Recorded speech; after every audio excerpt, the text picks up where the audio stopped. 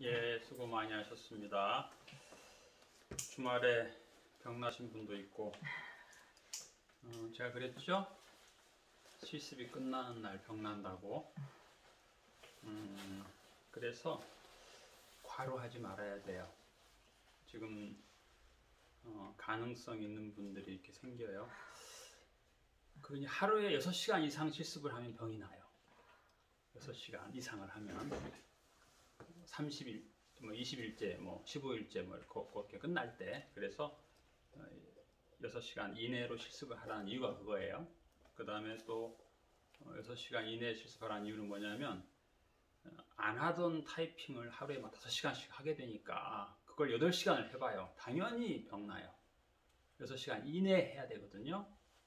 물론 이제 직장인들은 8시간 근무를 하는데, 그건 이제 이골이 났으니까 그렇고, 여러분들은 그렇게 이제 워드 프로세서에 능통한 분이 아닌 분이 더 많기 때문에 과로를 안 해야 되는데, 어떤 분은 실습 첫날 새벽 3시까지 타이핑 친 분이 있어요. 큰일 나는 거예요. 끝나고 나서는 괜찮아. 끝나고는 이제 한 달 동안 이게 단련이 되니까, 손목이 단련이 되니까 괜찮은데, 첫날부터 막 휠 받아가지고 그러면 곤란해요. 그래서 첫날은 이제 처음 오신 분은 나름 안 하던 일을 하게 되고, 또 긴장도 있을 수 있고, 그렇기 때문에 일을 많이 하시면 안 돼요. 여러분, 그 동절기라고 하면은 개념이 다 다르죠. 동절기가 몇 월에서 몇 월까지인 것 같아요? 12월부터 2월이요. 그렇지. 저분은 도시인이야. 농사를 많이 안 졌다는 얘기예요. 농부. 자, 이 중에 농부 있어요, 농부? 농부는 동절기가 언제인 줄 아세요? 농부는 서리가 내리면 동절기예요. 왜냐면 이게 참 설이 맞으면 끝장나요.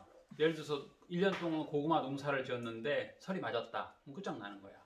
근데 전통적으로는 농부들의 동절기는 11월에서 4월이에요.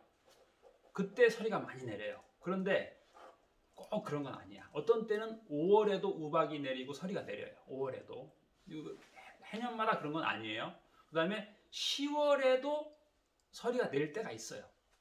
간혹가다 내려요. 그래가지고 저희 같은 경우도 저 알로카시아가 10월 한 25일경에 설이가 내린 거 우리는 짐작을 못했죠.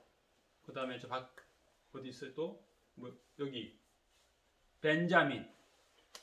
야, 근데 그 설이 한번 밤새 맞더니 그 예쁘던 이파리가 그 설이 맞은 자국 이파리 하나에 막 15개씩 이렇게 해가지고 거기가 다 썩더라고요. 그러더니 다 죽더라고. 가지까지. 저 알로카시아는 열대 식물이거든요. 그래가지고 이제 제가 그걸 이제 안에 들여놓고 물을 주니까 사람들이 뭐라 하는 거야. 왜 죽은 것을 좁은 데 들여놓고 물을 주냐.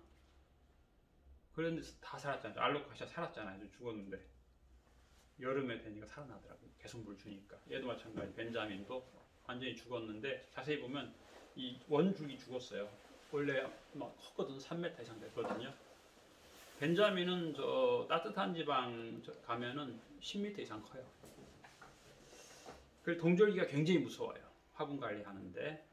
그래서 오늘 아침에도 최저 기온이 경기 지방이 한 2도 정도 내려간다는 얘기를 어제 들었는데, 그래서 저는 옛날에는 개념이 최저 기온이 5도면 설이 안 온다. 제 개인 확신이에요. 왜냐면 0도가 돼야 설이니까. 그래서 내일 아침 최저 기온 최저 기온 6도입니다. 그래서 설이 안 오겠네. 근데 오더라고. 야, 이럴 수가 있나? 아니, 설이는 분명히 얼어 있는 건데 왜 영상 5, 6도에서 설이가 오지? 근데 어떡하겠어요. 사실인걸. 그래서 이제 최저 기온이 5도 이하면은 이제 월동을 해야 된다. 그래서 이제 저 열대 화분은 들어온 지가 며칠 됐죠? 꽤 됐죠? 네. 그리고 또 어제 또 제가 몇 개 들여놨고, 그 다음에 이제 완전 영하가 되면 또 들어와야 되는 게 또 있고, 그래요. 그래서 화분을 3단계로 해서 들여놔요. 군대에서는 이 월동 공사가 중요합니다. 왜냐하면 군대는 그 막사라고 하는 개념이 있어요. 전쟁이 나면 후퇴하고 그래서 엉성하게 지어요. 그리고 추워요. 굉장히 추워. 그래서 월동 준비가 중요해요. 그리고 겨울 되면 요즘에는 뭐 새로 짓는 신막사가 있는데 창문에 비닐도 치고 그런 일을 하는데 복지시설 비슷합니다. 여러분들이 보는 복지시설은 보통 약 1000평 정도 돼요. 그 구립이 보통 한 1000평 평균이 그래요. 그리고 하루 이용객이 이렇게 많이 이용하는 데는 한 3000명 이용합니다. 눈에 보이는 건 그래요. 그건 이제 상위 1, 2%예요. 거의 97%는 아주 낙후돼 있어요.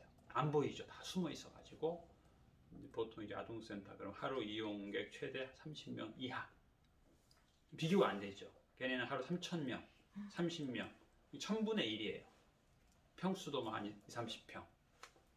대부분 뭐 좀 낙후돼 있고 낡고 건물 자체가 안 좋죠. 특히 겨울에 춥고 여름에 덥고 그래요. 그렇게 이제 이런데 영통 사회복지관 이런 데는 이제 나라에서 위지를 해줘요. 냉방비, 난방비, 영수증 고지서가 나오면 그걸 해주죠. 그러니까 걔네들은 아끼질 않아요.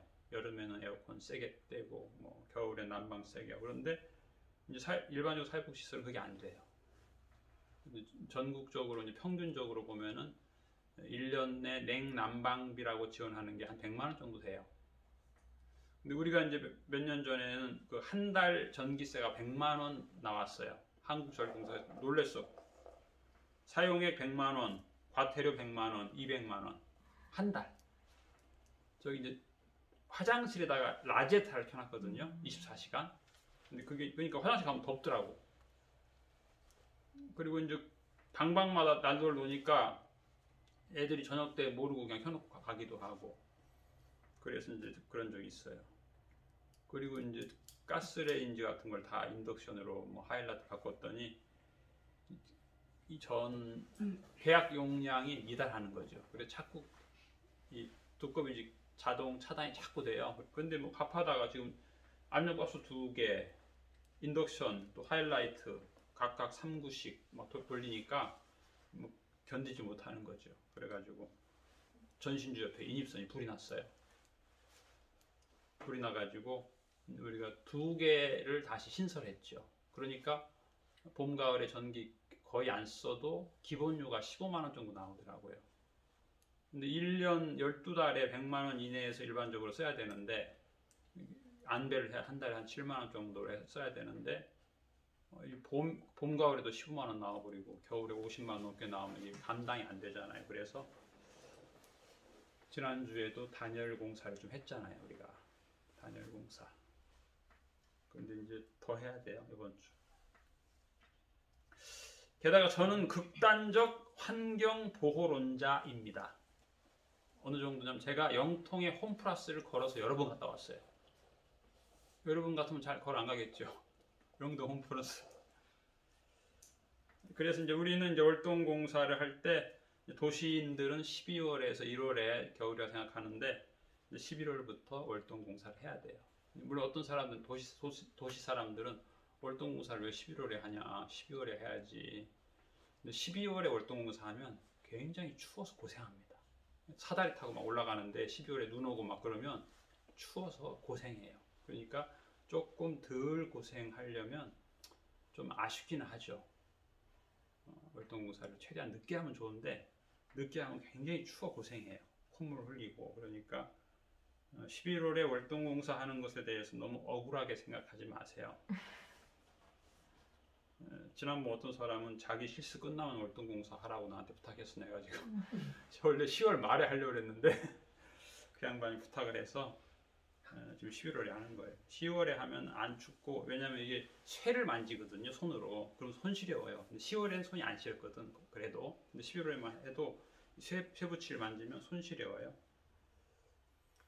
그 다음에 이제 그 처음 오신 분들은 여러 가지가 참 낯설고 이해가 안 되고 왜 이렇게 건물이 빈티가 날까? 나는 그동안 내가 40년 동안 이용한 건 다 비가번쩍한 거. 보통 500억이에요. 이 사회복지 시설이 구립이라고 하는데 이제 물론 이제 하청을 주죠. 근데 너무 이제 후지죠. 뭐 화장실도 그렇고 뭐 주방도 그렇고 모든 게 그래. 모든 게.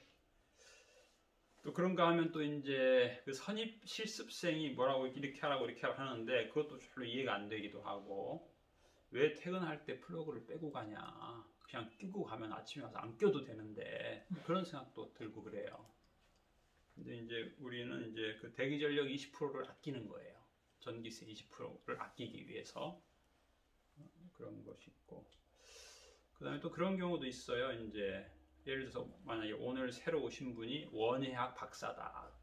그런데 이 쥐뿔도 모르는 선임 실습생이 화분에 물 줄 때는 50cc 이하를 줘라. 매일 50cc 이하를 줘라. 이렇게 가르치거든. 자기가 백과사전 찾아보니까 얘는 한 달에 한 번 10리터를 주라고 써있어. 백과사전에. 원예학 박사가 볼 때는. 그래서 그렇게 하라고 시키는 거야. 야, 이렇게 하면 안 된다. 얘는 한 달에 한 번 10리터를 줘야 된다.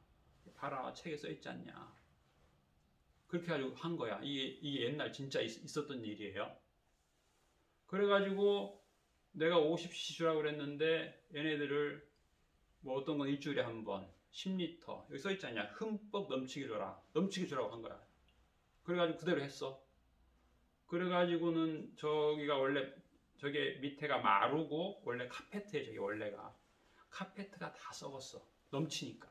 그 다음에 그 밑에 있는 마루가 다 썩었어. 냄새가 나고. 그래가지고 목수시켜가지고 저거 마루 새로 공사 다 한 거예요. 그 원예학 박사 때문에 나만 돈 150만 원 썼어.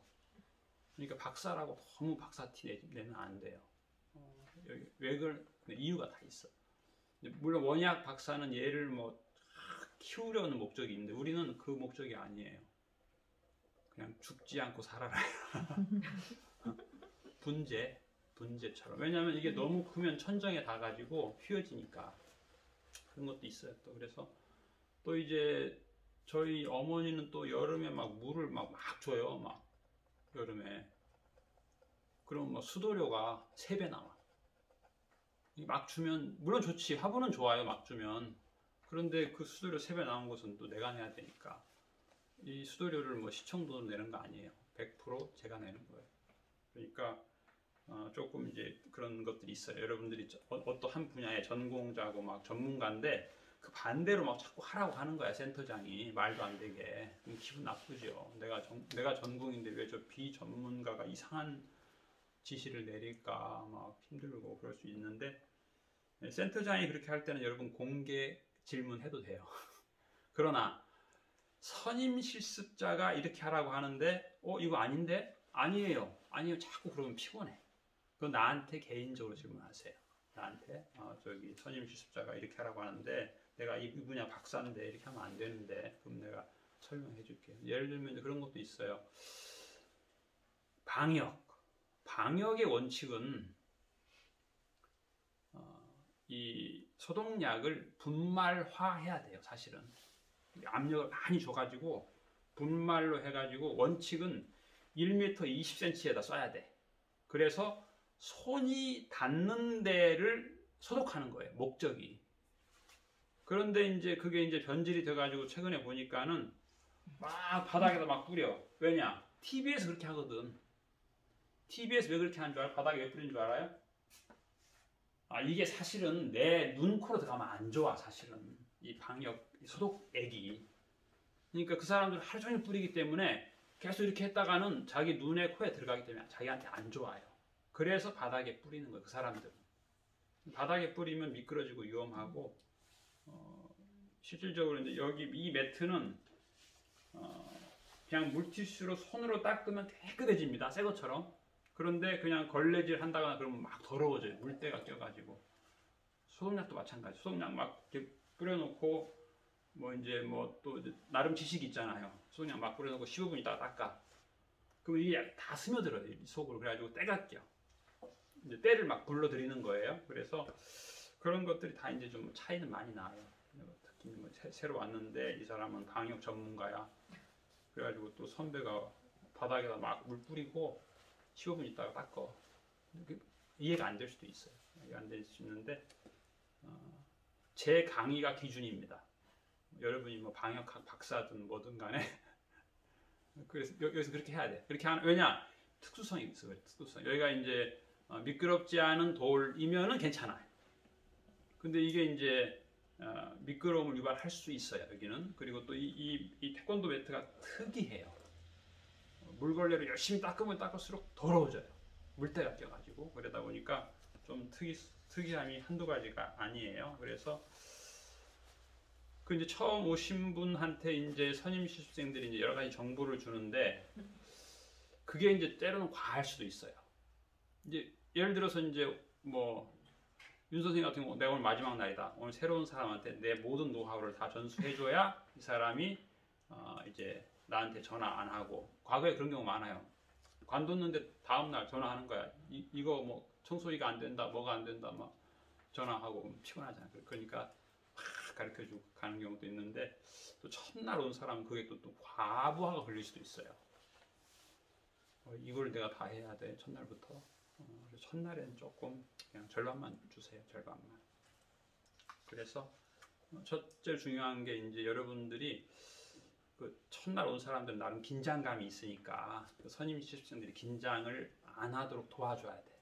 그래서 항상 제가 여러 번 얘기하죠. 오면은 반갑게 환영해 주시고 그래 긴장을 풀어줘야 되니까 또 차도 한 잔 이렇게 뭐 마시겠냐 해서 지금 차가 몇 가지 있으니까 좀 해서 이 긴장을 좀 풀어줘야 되는데 안 풀어주고 오자마자 막 가르쳐주고 이거 하면은 그 양반이 막 저녁에 집에 가서 녹초가 돼가지고 다음날 병 나가지고 못 나온다고 할 수가 있어요. 그러니까 그 좀 배려를 좀 해주세요.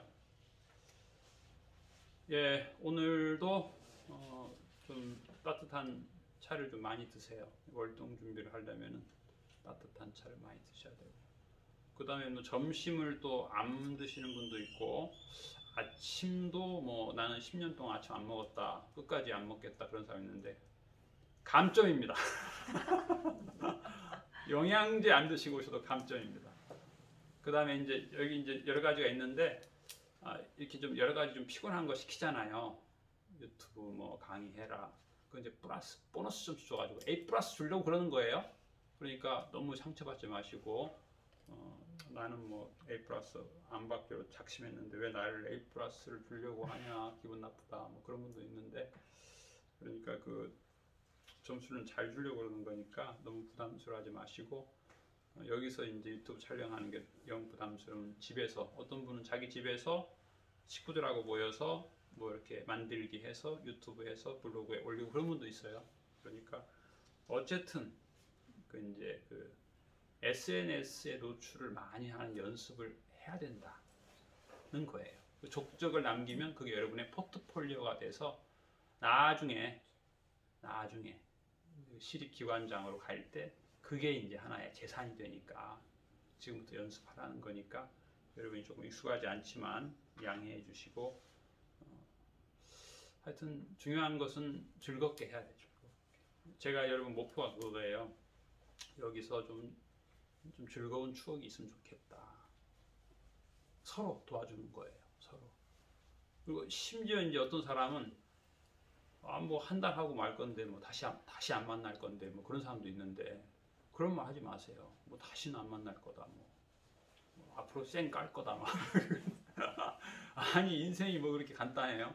만날 수 있고 또 이제 또 그런 사람도 있어요. 지금 벌써 지난주에 실습 어제 토요일 날 실습한 분 같은 경우는 지금 70인 노인 시설을 운영하고 있는 사람이에요. 그 사람은. 또 다음 달에 오는 분도 마찬가지. 그 양반은 지금 현재 현직 간호사인데 한 달에 시설을 4개를 하는데 한 달에 월세만 1,200만 원 나간대. 그러니까 뭐 이제 그 전문가들은 또 내 말을 들을지 모르겠어. 예, 여러분 또 수고하시겠습니다. 감사합니다.